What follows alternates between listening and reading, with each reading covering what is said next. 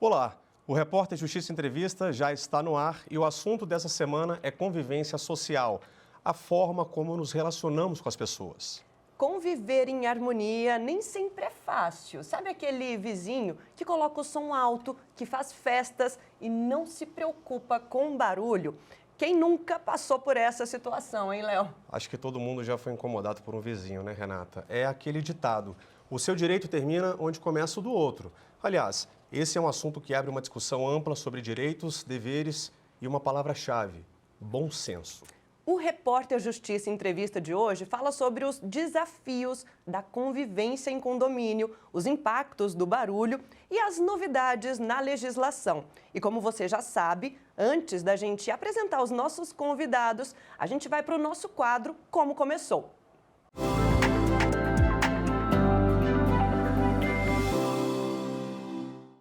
A Lei 4.591, de 1964, também conhecida como Lei de Condomínio, foi a primeira legislação criada para ditar as regras de convivência em condomínios e uma das principais referências para a legislação condominial. Os dispositivos abordam os direitos de propriedade, o uso da edificação, as regras para a convocação e realização de assembleias, além de outros aspectos, como despesas e receitas do condomínio. Com a chegada do Código Civil, a Lei 4.591 foi revogada em 2003, ou seja, vários pontos foram atualizados, mas a lei não se tornou inoperante. Tudo o que há na Lei de Condomínio e não está disposto no Código Civil segue valendo. Portanto, os condomínios de todo o país utilizam o Código Civil como base para criar o regimento interno e a convenção condominial. Atualmente, há uma gama enorme de leis que os condomínios devem respeitar, desde a Constituição até as leis estaduais e municipais. Mas, entre tantos códigos e normas técnicas, é importante lembrar que o Código Civil é como um farol que aponta o caminho correto que os condomínios devem seguir. Aqui conosco o Paulo Roberto Lima, presidente da Comissão de Direito Condominial da OAB-DF, e Denise Brasil, psicanalista e subtenente da Polícia Militar de Goiás. Doutor Paulo, eu gostaria de perguntar para o senhor o seguinte: o novo Código Civil de 2003 modificou a legislação de 64 e ele aborda cerca de 27 artigos sobre convivência em condomínios. A gente pode dizer quais são os principais pontos do documento? Pois bem, vamos lá, né? Antigamente, pela 4591, era a lei que regia todo o direito condominial. Entretanto, com o Código Civil de 2002, tivemos diversas alterações, como, por exemplo, antigamente era tratado somente condomínios edilícios. Hoje, condomínios comuns e condomínios edilícios, condomínios de maneira geral, como multipropriedades e etc. Acrescentou-se sobre fórum de votações para destituir um síndico, modificou-se também fóruns para poder modificar uma área de uso comum ou não. Recente alteração de 2022, se aquele condomínio é comercial pode virar residencial ou não, se pode alterar parte dele ou não, e vários outros tipos de fóruns, regras, seguros e direitos e deveres foram modificados em 2002. Apesar do Código Civil ser a principal lei que trata das obrigações e deveres, os condomínios têm autonomia para poder definir as próprias regras de convivência? Pois é. Digamos que no mundo, no formato de uma pirâmide, a gente parte ali do Código Civil, vai vir as regras gerais. Abaixo disso, os condomínios terão as suas convenções e também os seus regimentos internos, onde nessas duas não pode haver nada que contrarie o Código Civil. Esse vai sempre sobrepor. Só que diversas matérias de uso comum, né, animais, horários, vestimentas em áreas comuns e etc., vão ser sempre dispostos nas assembleias e vão para ou a convenção ou o regimento interno. Doutora Denise, então, na prática, isso quer dizer o quê? Foi decidido determinados pontos numa assembleia.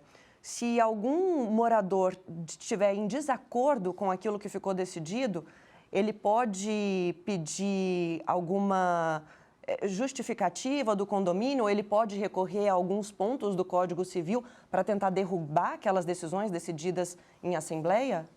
Então, os conflitos, né? Falar um pouquinho sobre o conflito, eles fazem parte da nossa existência, né? Viver em sociedade foi o que permitiu, né, que possamos chegar até aqui. E resolver esse conflito é uma forma, temos que observar também as questões pessoais, né? Então, assim, tem a decisão, né, Paulo, da Assembleia. E aí entra em conflito aquela situação do que o morador deseja e daquilo que está decidido, né? Então, a gente precisa olhar um pouco para as questões pessoais, né, desse conflito do que eu quero e do que aquilo que é permitido. Imagina só, Léo, centenas ou milhares de pessoas com hábitos, costumes, culturas, rotinas e pensamentos diferentes, dividindo o mesmo espaço. Uma hora ou outra tem conflito. É inevitável, né, Renata? A questão é saber lidar com as diferenças, deixar as regras bem claras e ter jogo de cintura. É aí que entra uma figura importante, o síndico, responsável pela gestão do condomínio. Mais do que isso, alguns estados e o Distrito Federal aprovaram leis que obrigam o síndico a denunciar casos de violência doméstica. É o que a gente vai ver agora na reportagem. O síndico profissional como a Tainá precisa dominar gestão financeira, gerenciamento de pessoas, legislação condominal e resolução de conflitos. Mas o trabalho da Tainá vai muito além de um bom planejamento.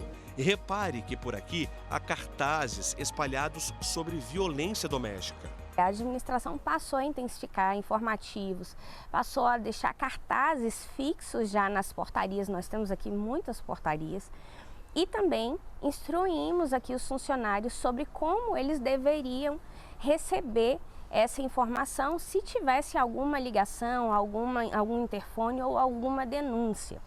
E aí, a partir desse momento, nós passamos a intensificar os informativos e falar e alertar os moradores, olha, se você passa por algum tipo de violência, algum tipo de problema dentro da sua casa, você tem aqui uma equipe que está pronta a atuar. Na portaria do condomínio há uma lista com o nome de pessoas que não podem ter acesso aos prédios por causa de medidas restritivas. E para os moradores suspeitos de violência doméstica, o recado da síndica já foi dado. Nós também atuamos dizendo, né, indiretamente ou diretamente falando, aquelas pessoas que praticam a violência e falando, olha, nós não vamos tolerar. Aqui é um condomínio que não vai tolerar nenhum tipo de abuso, nenhum tipo de violência. Então, se chegar a denúncia para a gente, nós vamos tomar as medidas cabíveis e vamos levar o caso à polícia e à justiça. Doutora Denise, é possível mensurar a importância de iniciativas como essa? É muito importante, fundamental, iniciativas como essa para a proteção da vítima. Né? Nós tivemos um avanço, né, na Lei Maria da Penha, né, quando a gente fala de violência doméstica, que é essa questão que não necessita mais de ter uma testemunha. Então, as pessoas podem fazer essa reclamação, acionar a polícia sem se expor, né, que era o que muitas pessoas tinham receio antes. E a partir do momento que a Polícia Militar, que a instituição tomou ciência disso, ela vai agir, né, independente da vontade ali de quem ligou ou até mesmo da própria vítima. Doutor, a gente entra agora num assunto polêmico e que divide opiniões. Um dos principais conflitos entre os moradores são os chamados filhos de quatro patas. Afinal, os condomínios podem proibir a presença dos pets? O Superior Tribunal de Justiça decidiu que não, apenas em casos onde há risco à segurança, higiene ou à saúde dos moradores. Mesmo assim, alguns condomínios tentam proibir a presença dos animais e os casos vão parar na justiça. Foi o que aconteceu com o Emerson de Brasília. A gente vai assistir. Emerson também foi parar na justiça para adotar 2 gatinhos. Isso porque o condomínio onde mora dizia que animais não eram permitidos. O jornalista, que também é advogado, resolveu mandar uma carta para a síndica, alegando que considerava a regra inconstitucional. Enquanto esperava por uma resposta amigável, ela acionou a justiça. Ela entrou com uma ação judicial contra mim, uma tutela antecipada antecedente, e aí essa tutela ela conseguiu um deferimento. Então ela me proibiu de ter gatos durante 90 dias, ou até que fosse realizada uma assembleia que permitisse que os gatos estivessem no condomínio. E aí, essa assembleia não deu quórum, essa primeira tentativa, não teve gente suficiente para aprovar essa mudança no estatuto do condomínio, no regimento do condomínio. E aí foi para a decisão do juiz de mérito. Ele decidiu mais uma vez que tinha que haver uma assembleia para que fosse mudado esse estatuto. Novamente, a assembleia não deu quórum. Então, a gente acabou tendo uma derrota parcial na primeira instância. Mas nem tudo estava perdido. O processo foi longo, durou cerca de 2 anos. E Emerson estava certo do direito que tinha. A gente foi para a segunda instância, argumentou que o gato era um animal silencioso, que o gato não fazia barulho, que isso não ia incomodar ninguém, que estava ferindo o meu direito à propriedade, à liberdade.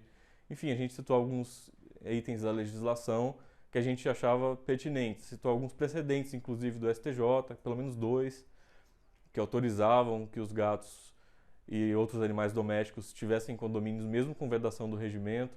E aí a gente conseguiu, em segunda instância, uma vitória por unanimidade na turma. Os gatos puderam, eu pude adotar o meu gato e acabei adotando 2. Está bem mais feliz agora, né? Pois é. Doutor, no condomínio onde eu moro, foi decidido em assembleia que é proibido animal de grande porte. Nesse caso, o que pode ser feito? É possível recorrer? Conforme você bem disse, é muito polêmico o assunto. Até porque o direito de propriedade, ele é amplo para todos os condôminos. Não só para aquele que tem animal, como também para os demais que, porventura, não gostem de animais de estimação. Mas vamos lá.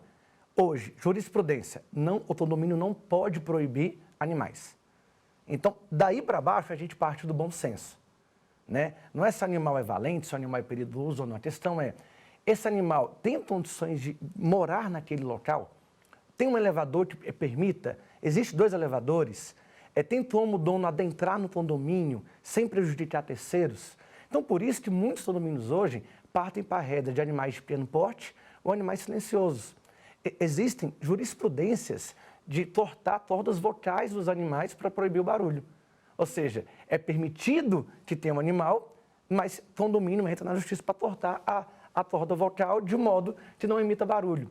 É um assunto que hoje está decidido que pode ter, só que ele não vai esgotar.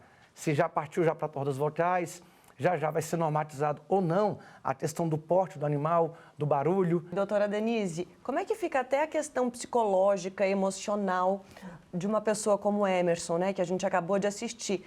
2 anos com esse processo se arrastando, com essa convivência com a síndica também de forma talvez não tão amigável. Então, tudo isso também influencia bastante na vida pessoal da pessoa, né?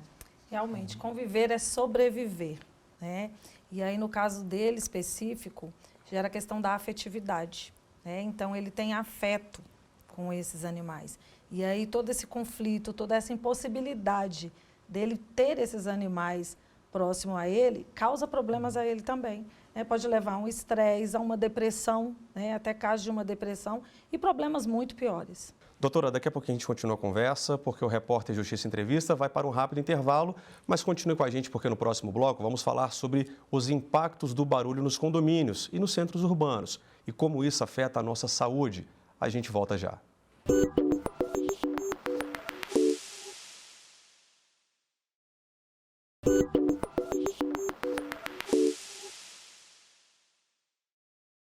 Estamos de volta e hoje o assunto é convivência social. Aqui no estúdio da TV Justiça, Paulo Roberto Lima, presidente da Comissão de Direito Condominial da OAB-DF, e Denise Brasil, psicanalista e subtenente da Polícia Militar de Goiás. Léo, o assunto agora é barulho. Essa é a maior dor de cabeça de muita gente que mora em condomínio. De você também? Acredito que todo mundo já passou por uma situação desagradável, né? Tem um vizinho que arrasta móvel, o que usa a furadeira no horário indevido, o que escuta o som alto, enfim, reclamação é o que não falta. A gente vai ouvir agora o que dizem as pessoas nas ruas. Vamos ver. Meu maior desafio é o barulho. O barulho, às vezes, incomoda um pouco. A pessoa bate alguma coisa à noite ou anda de salto. O horário de recolher, vamos dizer, recolher, né? É 10 horas, que é para não ter mais barulho. Só que tem gente que fica 11, meia-noite, costuma fazer muito barulho, que atrapalha as festas, fica debaixo dos primeiros andares, que sempre tem muito problema. Doutor, já que o assunto é barulho, o que dizem as leis sobre isso? Existe a lei do silêncio, a tão falada? Vamos lá, né? As pessoas confundem muito e acham que posso fazer o que eu quiser até as 22 horas e que após deve ser silêncio. Não é bem assim, né? Infelizmente, não é todo mundo que está preparado a viver em condomínio. As pessoas às vezes saem de um pequeno quintal para morar num prédio e não está acostumado. Acha que o barulho é o mesmo, deve se portar da mesma maneira. E o Código Civil veio com essa grande mudança, que pode ser até o caso do condômino antissocial, né? Que não era previsto na anterior legislação. Então, hoje em dia, um condômino, aquele barulhento, que perturba toda a comunidade, tem anotações no livro interno, ele leva uma multa, ele é advertido, leva uma multa, depois é aplicada a multa do Código Civil, que pode ser até 10 vezes aquela taxa dele. E mesmo assim, ele não se mantém, ele não sabe conviver, o que é que resta? Pode até haver a expulsão desse condômino. Pegando carona, então, no tal do bom senso. Doutora Denise, que tipo de ação socioeducativa um condomínio pode implantar para trazer esse bom senso até os moradores? Porque depois das 10, até os moradores costumam respeitar, mas isso não quer dizer que antes desse horário pode fazer de tudo, pode fazer qualquer tipo de barulho. Em relação a essa questão do horário, né? Tem esse mito aí também que as pessoas acham que até às 10, até às 11 eu posso fazer o que eu quiser, né? E aí entra aquela questão também, eu estou na minha casa, eu posso fazer o que eu quiser. E não é bem assim. Viver em sociedade requer que eu abra mão de coisas pessoais, né, do que eu quero em prol da coletividade. E aí entra essa questão, não existe horário, né, para barulho, para incômodo. Qualquer horário a pessoa se sentiu incomodada, se sentiu prejudicada, ela pode acionar. E não é só a questão de um barulho de som, de carro ou de mesmo som de residência. É gritaria, é algazarra, instrumentos sonoros, barulho de animais. Conviver com ruídos é um teste de paciência, mas muitos moradores tomam alguns cuidados para não ser o vizinho barulhento. Por outro lado, tem morador que reclama de barulho mesmo quando não tem ninguém em casa. Parece estranho, né? Mas uma família do Distrito Federal tem enfrentado essa situação. Veja na reportagem.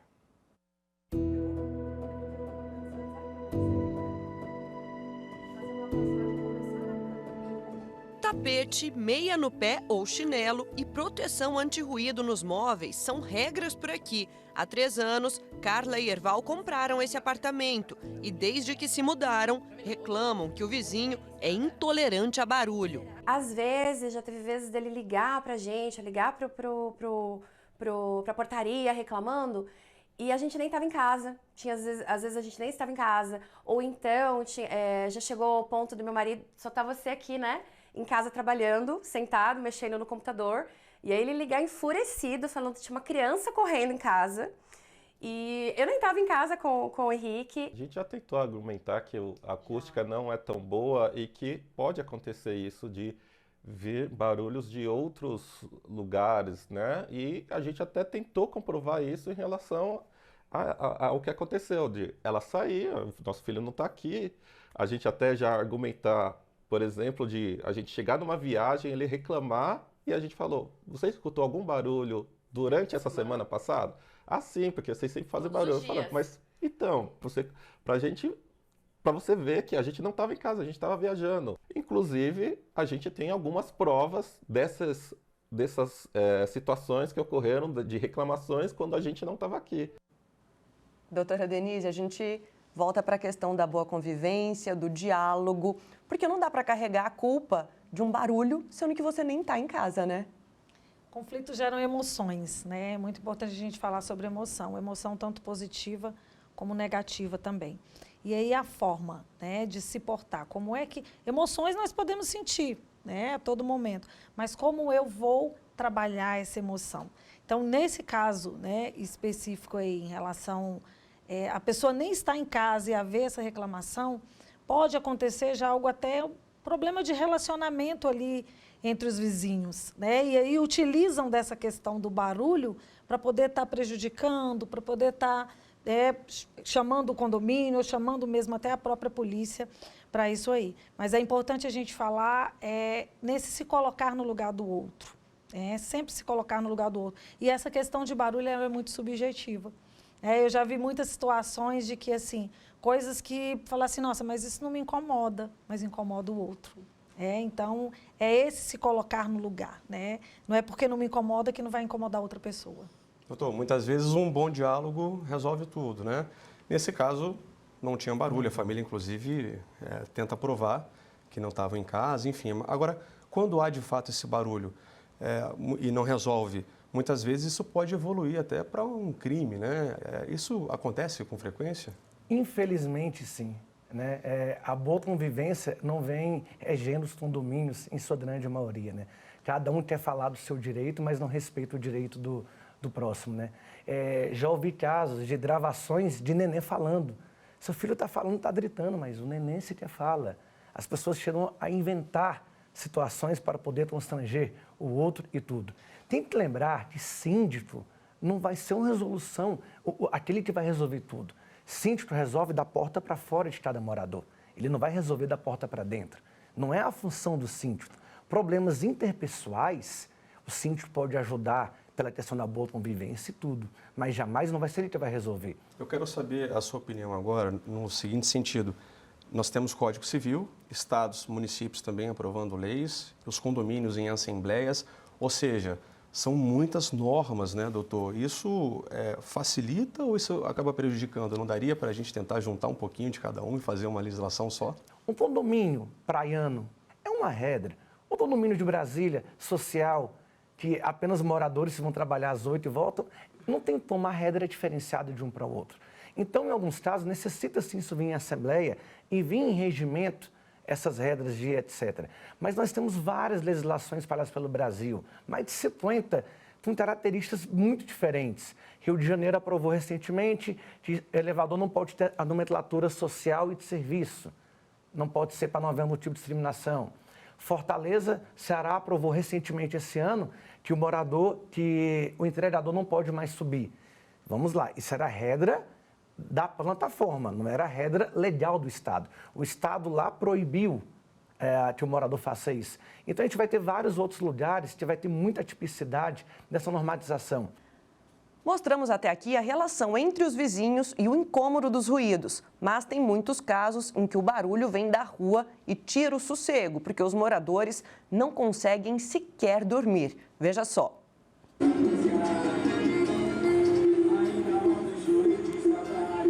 Diariamente é assim, da janela do apartamento em Brasília, a Keila consegue ouvir os ruídos que vêm do lava-jato ao lado. Ela, que cuida do marido que teve um AVC, tem dificuldade, inclusive, para se comunicar em casa. Tá difícil de ter uma boa noite, viu? É ensurdecedor, é incômodo para toda a família. Eu acredito que não só para mim, mas todos os moradores aqui do condomínio vêm se incomodando bastante com essa situação.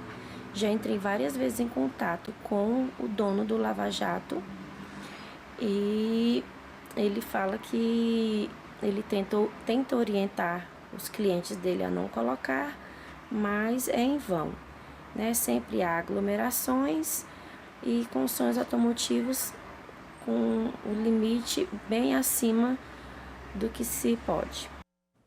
Complicada essa situação da Keila, né, doutor? O que pode ser feito num caso assim? Pois bem, será que ela denunciou formalmente ou ela apenas noticiou ao síndico e aos demais moradores? A denúncia tem que ser feita formal. A polícia só vai agir com a denúncia formal. Necessita haver um ofendido. Isso não é um problema condominial, ele é extra-condomínio. Não cabe ao síndico, na função de síndico, provocar uma denúncia. Até porque o síndico pode ser uma empresa. É justamente isso que eu vou falar agora. Como subtenente da Polícia Militar de Goiás, essa é uma situação que você já tem experiência, digamos assim, acontece com frequência. E quando a PM vai, qual que é a abordagem? Como é que vocês tratam isso? Essa situação é uma situação bem corriqueira, né? E aí a gente até entende esse lado dela das pessoas de não querer se expor. Então imagina se ela ali, igual no caso que ela falou, ela está com uma pessoa doente, cuidando daquela pessoa, se ela se prontifica a representar, ela ter que deslocar para uma delegacia, então é compreensível. Aí a necessidade dessa questão da mudança da legislação. Né? Para quê? Para que quando a polícia militar chegue naquele local, ela independa ali de uma representação da vítima, que ela faça ali de ofício. porque é complicado, né? A gente tem que ver também o lado das pessoas. E aí entra a questão também da participação de outros órgãos, da fiscalização de postura, que também pode fiscalizar. Nesse caso ali, posto de combustível já passa, eu já penso que já a conscientização ali já não tem. Né? Existem locais que já tem ali proibido som automotivo, mas mesmo assim as pessoas insistem em continuar com aquilo ali. E qual que é o impacto emocional na vida dessas pessoas que moram em frente a um posto como esse? Como é que fica? E aí ela inicia com o estresse, né? O estresse dessa perturbação, desse barulho. Esse estresse pode desencadear uma depressão. Esse estresse pode levar a pessoa a buscar válvulas de escape para aquilo ali, né?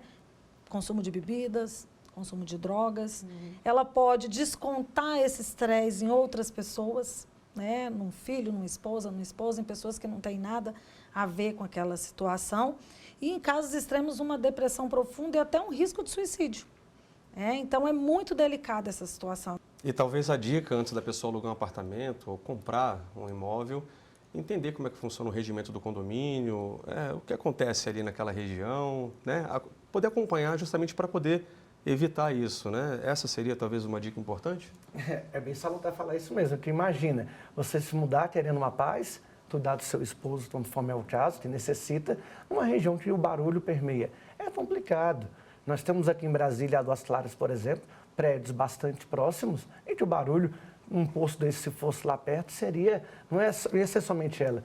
A gente poderia estar falando de 1.000 pessoas incomodadas ao mesmo tempo. Então, antes de alugar, verifique o histórico. Olha o livro do condomínio, se tem moradores que são perturbadores costumados naquela situação. Olha a região, conheça bem, porque nem tudo vai ser o puro direito, nem tudo vai ser a pura lei. E conforme bem a Denise pontuou, necessita mudar a legislação. Conforme era a violência doméstica, fazendo uma analogia, que antes necessitava que a mulher fosse, que ela mesma denunciasse, hoje não, qualquer um pode fazer. Né? Qualquer um pode denunciar, a polícia vai fazer de ofício nesse ato. No caso do barulho, não. Infelizmente, acontece assim. Então, enquanto não houver uma alteração legislativa de modo que a polícia possa agir de ofício, que a polícia possa chegar lá e levar quem ele está perturbando diretamente para a delegacia, para que possa fazer, vai continuar. Porque muitas vezes a Denise deve ter passado por isso, a polícia vai lá, atua em outra situação do veículo, em outra situação, não a do barulho. Dá meia volta, o som começa de novo. Ou amanhã volta, amanhã é outro carro e por aí vai. Então, assim, o bom senso, infelizmente, não permeia as pessoas.